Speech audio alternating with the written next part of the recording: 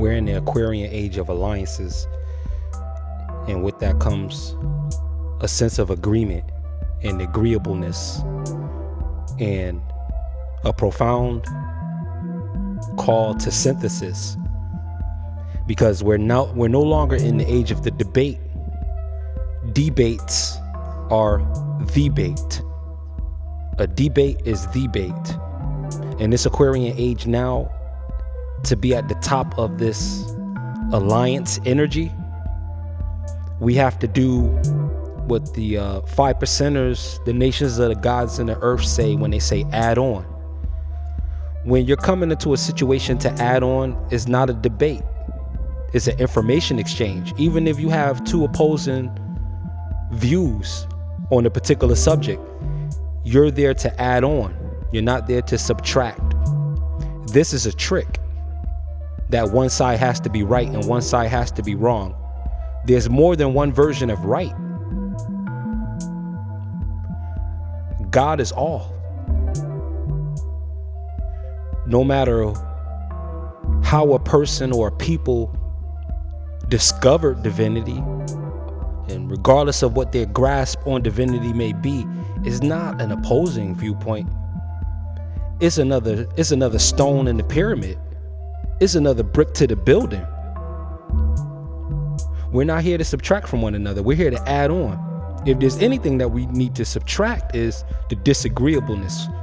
Let's subtract our differences and add our similarities. Or we can add our differences and adopt each other's viewpoints to be adaptable. See, without this form of reasoning, you'd be like a transformer with just one piece. You'd be a transformer with just an arm, with just a leg. Not an arm, leg, arm, head, but just one body part. One arm is the left-hand path, one arm is the right-hand path.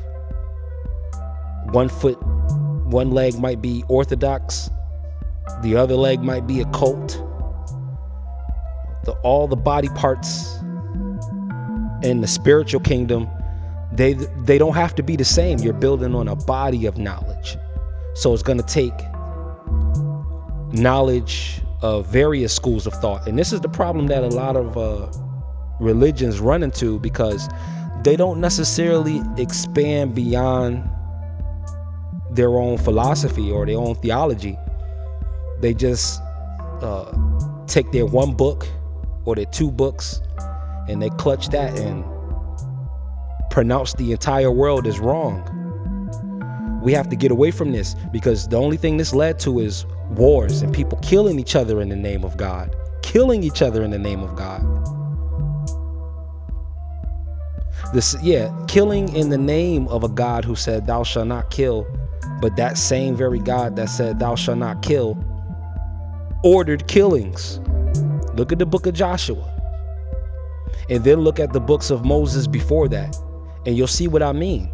There's a discrepancy there, and it does go unaddressed. And the reason being is because what we consider a Yahweh is not actually the highest form of God. There are much higher levels of God than a Yahweh. Look, the God Yahweh, this particular Yahweh known as Jehovah, what did he say about himself? Search it in your own scriptures. He said, I am a jealous God. And what does jealousy have to do with divinity? I'll wait. What does jealousy have to do with a person who is all powerful, all knowing, all seeing? What need is there to be jealous? Unless the allness is not necessarily true. Unless this particular Yahweh called Jehovah is on a lower level of God. I mean, look at what the Jehovah Witnesses in Kingdom Hall go through. You know, they've been deemed a cult by everybody on the planet.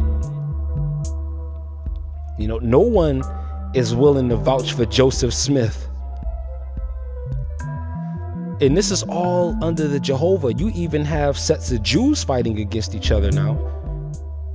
The Talmud Jews are not the same as the Zionist Jews, who may not be the same as the Kabbalists, etc. And just like in Christianity, you can't even count how many denominations there are. I won't even get into how many denominations there are. But look, when these things don't come together on an add-on, what you're gonna get is dispersion. And when you get too much dispersion, it eventually just straight up turns into repulsion. You just repulse it. You repel it. It's repulsive to you when the energies are just too scattered and there's no focus and there's no unity and unified thought. We're trying to enter as a species into the unified field, the unified thought, the unified existence. But you can't do this without the add-on principle that each person, each belief, no matter what, it is all profitable. And even if someone's belief may involve practices that you don't agree with, just transmute the practices to something that is not deemed harmful and not deemed dangerous. You can always redefine something. You can always remix something. You can always revamp something. But don't debate, because debates are the bait. And you don't know who's fishing for you either. The person could be Hegelian. The person could be on neither one side, but only interested in the conflict and benefiting off of both sides of the conflict. So regardless of which side wins, there is a side higher than both sides that's benefiting off of the war between the two sides. So we have to be careful with that. So don't debate, exchange information.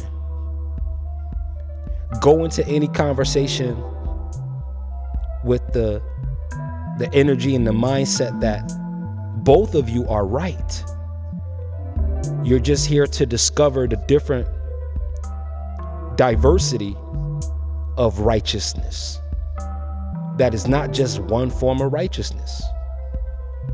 For one person, righteousness might be standing in the middle of a field meditating. For another person, it may be going to the temple and kneeling at a chantel rail. It would be best to say neither side is wrong, but to accept the fact that you can meditate in the field or in a building. See, this is adding on so that no side is left out. This is the amalgamation principle, and it is very Christ-centered.